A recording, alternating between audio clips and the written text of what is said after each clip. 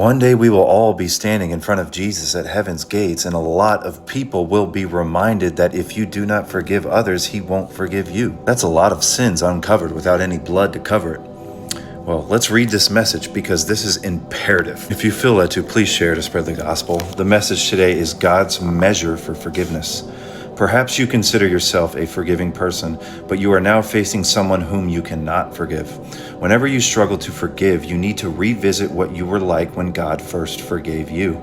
Ephesians 2 indicates that you were a foreigner and a child of wrath, yet God forgave your most grievous sin and rebellion against him. While you were still rejecting God, Christ died for you. This being so, how can you refuse to forgive those who sin against you when Jesus literally said on the cross, "Father, forgive them"? Forgiveness is not a spiritual gift, a skill, or an inherited trait. Forgiveness is a choice, and it's a command from God. Jesus looked down on those who had ruthlessly and mockingly nailed him to a cross, yet he cried out, "Father, forgive them, for they know not what they do."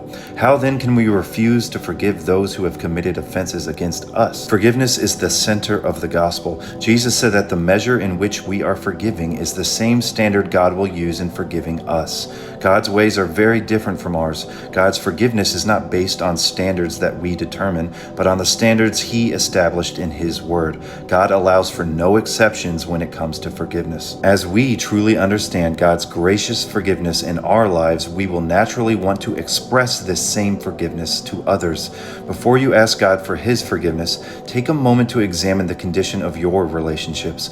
Would you want God to forgive you in the same way that you are presently forgiving others? That was convicting.